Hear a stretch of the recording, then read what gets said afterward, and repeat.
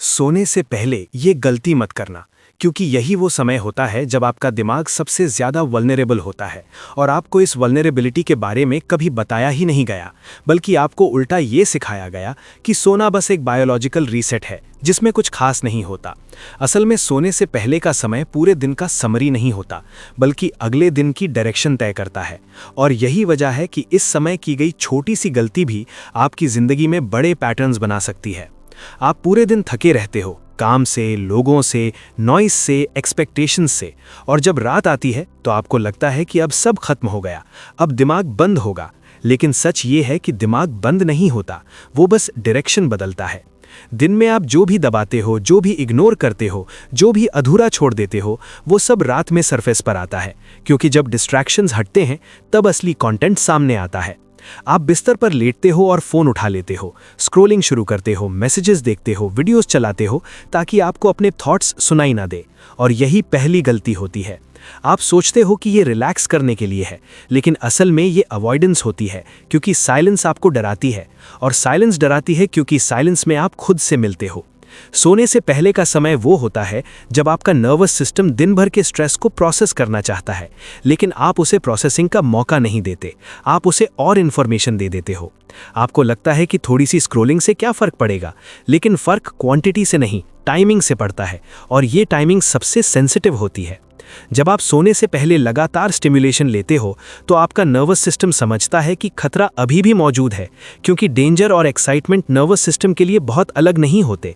इस स्टेट में शरीर रेस्ट मोड में नहीं जाता, बल्कि अलर्ट मोड में रहता है, और आप सो तो जाते हो लेकिन रिकवर नहीं करते। यही वजह है कि आप सुबह उठकर भी थके रहते हो और फिर खुद को ब्लेम करते हो कि शायद आप लेजी हो या डिसिप्लिन नहीं हो। आप नोटिस करते हो कि कुछ दिन ऐसे होते हैं जब नींद पूरी होने के बाद भी दिमाग भारी रहता है, और कुछ दिन कम नींद में भी क्लैरिटी रहती है, और इसका कारण घंटों की संख्या नहीं, बल्कि सोने से पहले की स्टेट होती है। सोने से पहले अगर आप डर, एंग्जाइटी, गिल्ट, कंपैरिजन या अनरिजॉल्व्ड थॉट्स के साथ लेटते हो तो दिमाग उन्हें रात भर रीप्ले करता है, क्योंकि रात सबकॉन्शियस का समय होता है, लॉजिक का नहीं। आपको ये कभी नहीं बताया गया कि सबकॉन्शियस सबसे ज़्यादा रिसेप्टिव होता है जब आप नींद में जा रहे होते हो, क्योंकि उस समय कॉन्शियस गार्ड नीचे होता है। दिन में जो बात आपको परेशान नहीं करती, वही बात रात में बड़ी लगने लगती है, क्योंकि अब उसे रोकने वाला कोई नहीं होता। आप सोचते हो कि सुबह सब ठीक हो जाएगा, लेकिन सुबह आप वही लेकर उठते हो जो रात में भीतर डाला गया था। यही वजह है कि कुछ लोग बिना किसी बड़ी वजह के एंग्शियस ड्रीम्स देखते हैं, रेस्टलेस महसूस करते हैं, या बिना कारण हैवी मूड में उठते हैं। सोने से पहले की गलती यही है कि आप ये मान लेते हो कि ये समय इनसिग्निफिकेंट है, जबकि असल में ये सबसे फॉर्मेटिव समय होता है। आप पूरे दिन अपने आप को कंट्रोल में रखने की कोशिश करते हो, स्ट्रांग बनने की कोशिश करते हो, एडजस्ट करते हो, कॉम्प्रोमाइज़ करते हो, और रात में जब कंट्रोल ढीला पड़ता है तब सब बाहर आने लगता है। अगर इस समय आप डिस्ट्रैक्शन से भागते हो तो आप अपने ही सिस्टम को ये सिखा रहे हो कि फीलिंग्स अनसेफ हैं, और अनसेफ फीलिंग्स बॉडी में जमा होती रहती हैं। यही जमा हुआ कंटेंट धीरे धीरे स्ट्रेस बनता है, एंग्जाइटी बनता है, इंसोम्निया बनता है, और फिर आप इसे एक डिसऑर्डर का नाम दे देते हो। आपको ये कभी नहीं बताया गया कि सोने से पहले की स्टेट ही मेंटल हेल्थ की फाउंडेशन होती है, क्योंकि वहीं से सबकॉन्शियस अगले दिन के लिए टोन सेट करता है। आप ये भी नोटिस कर सकते हो कि जिन दिनों आप रात को शांत होते हो, बिना फ़ोन के, बिना नॉइज़ के, उन दिनों सुबह कुछ अलग क्लैरिटी होती है, और ये कोइंसिडेंस नहीं है। सोने से पहले की गलती ये भी होती है कि आप खुद को जज करते हो, दिन भर की गलतियों को रीप्ले करते हो, खुद से लड़ते हो, और इसी लड़ाई के साथ सो जाते हो। दिमाग इस लड़ाई को अनरिजॉल्व्ड छोड़ देता है, और अनरिजॉल्व्ड चीज़ें सबकॉन्शियस में हैवी इम्प्रिंट छोड़ती हैं। आपको लगता है कि सेल्फ क्रिटिसिज्म इंप्रूवमेंट लाता है, लेकिन सोने से पहले सेल्फ क्रिटिसिज्म नर्वस सिस्टम को अनसेफ सिग्नल देता है। अनसेफ नर्वस सिस्टम रिकवरी नहीं करता, वो सर्वाइव करता है। यही वजह है कि कुछ लोग सालों तक ठीक से सोते हैं फिर भी एग्जॉस्टेड रहते हैं, क्योंकि उनका सिस्टम कभी सेफ नहीं हुआ। सोने से पहले की सबसे बड़ी गलती यह है कि आप उस समय को कॉन्शियस नहीं बनाते, जबकि वही समय आपको सबसे ज़्यादा अनकॉन्शियस बना सकता है। ये पार्ट सिर्फ शुरुआत है, क्योंकि अभी आपने ये समझा है कि गलती क्या है, लेकिन ये नहीं समझा कि ये गलती इतनी डेंजरस क्यों है और कैसे ये आपकी ज़िंदगी में रिपीट होने वाले पैटर्न्स बनाती है। जब आप ये समझना शुरू करते हैं कि सोने से पहले का समय सिर्फ आराम का नहीं बल्कि प्रोग्रामिंग का समय होता है, तो आपकी नींद के साथ आपका रिश्ता पूरी तरह बदलने लगता है। क्योंकि अब आपको दिखने लगता है कि हर रात आप अपने सबकॉन्शियस को कुछ ना कुछ सिखा रहे होते हैं, चाहे आप जानबूझकर करें या अनजाने में। दिन के समय आपका कॉन्शियस माइंड एक्टिव रहता है, वो फिल्टर करता है, आर्ग्यू करता है, लॉजिक लगाता है और बहुत सी चीज़ों को रिजेक्ट कर देता है। लेकिन जैसे ही आप सोने की तरफ बढ़ते हैं, वो फिल्टर धीरे धीरे कमज़ोर पड़ने लगता है और उसी कमज़ोरी में सबकॉन्शियस खुल जाता है। सबकॉन्शियस प्रूफ नहीं मांगता, एक्सप्लेनेशन नहीं मांगता, वो बस रिपीट होने वाली इन्फॉर्मेशन को सच मान लेता है और रात का आखिरी इनपुट सबसे आसानी से उसमें उतर जाता है। आपने नोटिस किया होगा कि दिन में आप किसी बात को रैशनलाइज कर लेते हो, लेकिन रात में वही बात भारी लगने लगती है, क्योंकि अब उसे रोकने वाला लॉजिक थक चुका होता है। यही वह समय होता है जब पुरानी मेमोरीज सरफेस पर आती हैं, अधूरे कॉन्वर्सेशंस, अधूरी इच्छाएं और वे बातें जो आपने खुद से कभी साफ नहीं कहीं। सबकॉन्शियस लीनियर टाइम में नहीं चलता, उसके लिए 10 साल पुरानी बात और आज की बात एक जैसी होती है, और सोने से पहले जब वो खुलता है तो वो सब एक्टिवेट हो सकता है जिसे आपने कभी रिजॉल्व नहीं किया। अगर इस समय आप डर या कंपैरिजन या गिल्ट के साथ सोते हो तो सबकॉन्शियस उसे डेंजर सिग्नल की तरह स्टोर कर लेता है और अगला दिन उसी टोन के साथ शुरू होता है। आप सोचते हो कि सुबह नई शुरुआत होगी, लेकिन सबकॉन्शियस के लिए रात और सुबह अलग नहीं होते, वो कंटिन्यूटी में चलता है।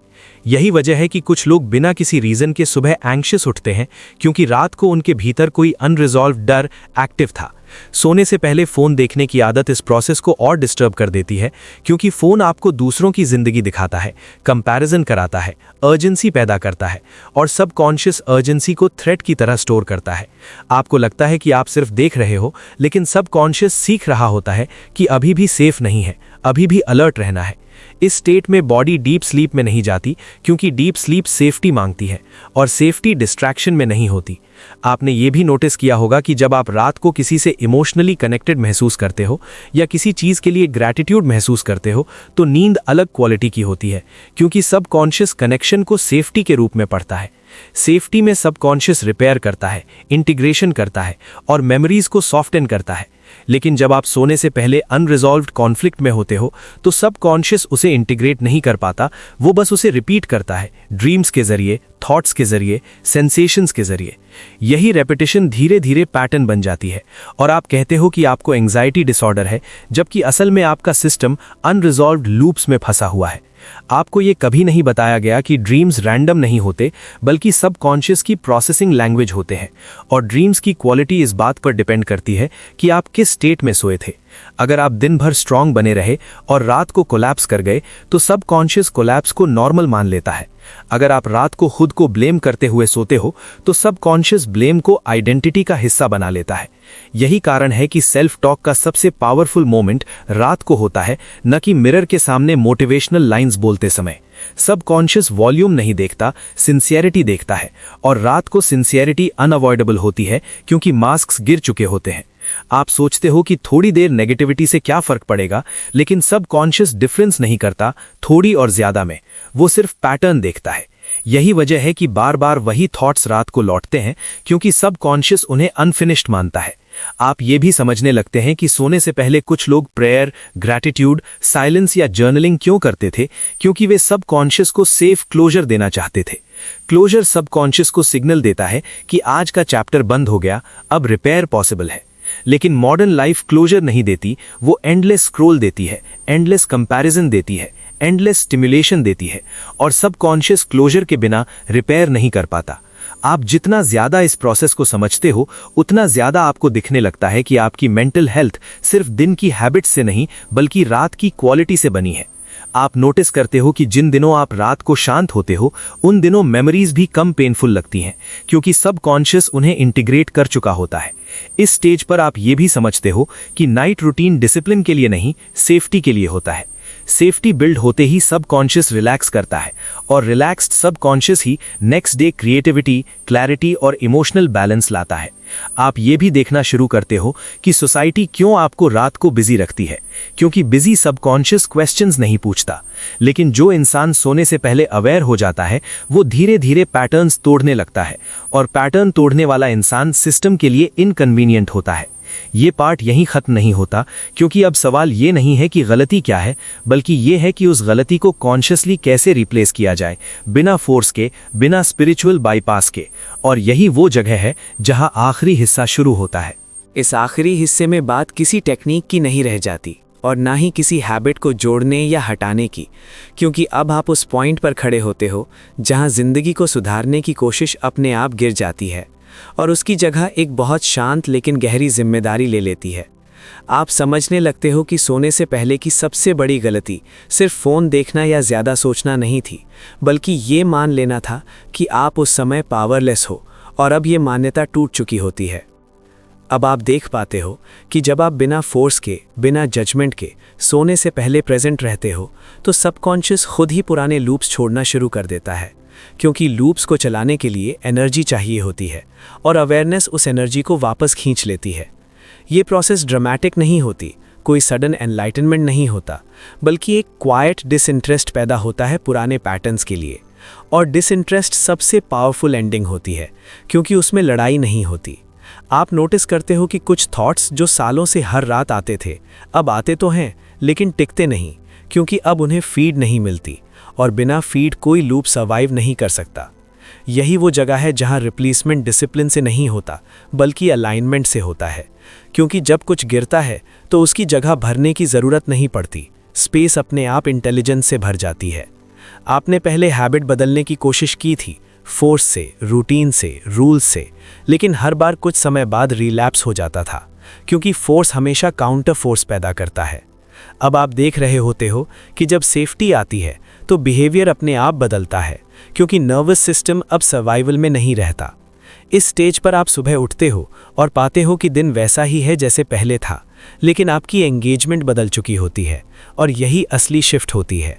आप रिएक्ट कम करते हो, पॉज ज़्यादा आता है, और पॉज में क्लैरिटी नेचुरली पैदा होती है। आप नोटिस करते हो कि आपकी अटेंशन अब आसानी से हाईजैक नहीं होती, क्योंकि रात को आपने उसे वापस अपने पास लाना सीख लिया होता है। ये रियलाइजेशन आता है कि स्लीप कोई एस्केप नहीं है, बल्कि इंटीग्रेशन है, और इंटीग्रेशन तभी होती है जब आप दिन को पूरा महसूस करके छोड़ते हो। आप अब दिन के अंत में खुद से भागते नहीं, बल्कि खुद के साथ बैठते हो, भले ही वो बैठना अनकंफर्टेबल हो, क्योंकि आप जान चुके होते हो कि डिस्कम्फर्ट डैमेज नहीं, रेजिस्टेंस डैमेज है। इस अवेयरनेस के साथ गिल्ट की पकड़ ढीली पड़ने लगती है, क्योंकि गिल्ट भी एक लूप ही था जो सेल्फ अटैक से चलता था। आप अपने आप से नरमी से बात करने लगते हो, न कि मोटिवेशनल स्लोगन से, बल्कि ऑनेस्टी से, और ऑनेस्टी सबकॉन्शियस को सेफ्टी देती है। आप समझने लगते हो कि सेल्फ इम्प्रूवमेंट की एडिक्शन भी एक अवॉइडेंस थी, क्योंकि इम्प्रूव करते रहने से प्रेजेंट से भागना आसान हो जाता है। अब प्रेजेंट में रहना आसान नहीं होता, लेकिन पॉसिबल होता है, और पॉसिबिलिटी ही फ्रीडम की शुरुआत होती है। आपके सपने बदलते हैं, लेकिन मैजिकल विजन्स की तरह नहीं, बल्कि इमोशनल क्लैरिटी की तरह। कम केओस, कम पैनिक, कम रेपिटेशन। आप नोटिस करते हो कि बॉडी सुबह ज़्यादा ग्राउंडेड महसूस करती है, और ग्राउंडेड बॉडी डिसीजंस को सिंपल बना देती है। अब आपको हर बात के लिए मोटिवेशन नहीं चाहिए, क्योंकि आप डर से नहीं, अलाइनमेंट से जीने लगते हो। आपकी रातें क्वाइट हो जाती हैं, लेकिन एम्प्टी नहीं, और क्वाइट माइंड ही नेक्स्ट डे के लिए सबसे क्रिएटिव सॉइल होता है। आप समझते हो कि सिस्टम क्यों ऐसे इंसान से अनकंफर्टेबल हो जाता है जो रात को कॉन्शियस हो जाए, क्योंकि ऐसा इंसान रिपीट नहीं होता, प्रेडिक्टेबल नहीं होता। आप धीरे धीरे उन चॉइसेस से दूर हो जाते हो जो सिर्फ डिस्ट्रैक्शन थी, और उन चॉइसेस की तरफ आते हो जो डेप्थ लाती हैं। इस स्टेज पर आप दूसरों को भी बदलने की कोशिश छोड़ देते हो, क्योंकि आपने देख लिया होता है कि चेंज इंस्ट्रक्शन से नहीं, अवेयरनेस से आता है। आपकी प्रेजेंस बदल जाती है, और प्रेजेंस बिना बोले बहुत कुछ कम्युनिकेट कर देती है। आप अब रात को सोने से पहले अपने आप से कुछ पाने की उम्मीद नहीं रखते, बल्कि खुद को छोड़ देते हो, और यही सरेंडर हीलिंग नहीं, अलाइनमेंट लाता है। आप समझते हो कि सरेंडर हार नहीं है, बल्कि अननेसेसरी कंट्रोल छोड़ना है।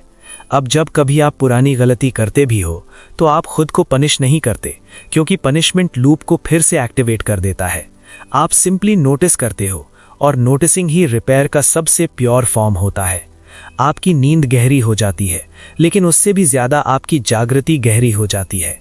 आप जानते हो कि ये कोई एंड नहीं है, बल्कि एक डिफरेंट क्वालिटी की शुरुआत है, जहां डिसिप्लिन की जगह डिग्निटी होती है, और स्ट्रगल की जगह स्टेडीनेस। आप अब ये नहीं पूछते कि क्या करना चाहिए, बल्कि ये पूछते हो कि किस स्टेट से करना चाहिए, और स्टेट रात को बनती है। सोने से पहले अब आप गलती नहीं करते, क्योंकि आप समझ चुके हो कि गलती कोई एक्शन नहीं थी, बल्कि अनकॉन्शियसनेस थी, और जब अनकॉन्शियसनेस खत्म होती है तो बाकी सब अपने आप ठीक जगह पर बैठने लगता है। ये कोई मिरेकल नहीं है, कोई शॉर्टकट नहीं है, बल्कि एक क्वाइट इरिवर्सिबल शिफ्ट है जो बाहर से दिखाई नहीं देता लेकिन भीतर सब कुछ बदल देता है। और यही वो पॉइंट है जहां कहानी खत्म नहीं होती बल्कि सच में शुरू होती है, क्योंकि अब आप सोते नहीं, गिरते नहीं, बल्कि जागरूक होकर विश्राम में उतरते हो।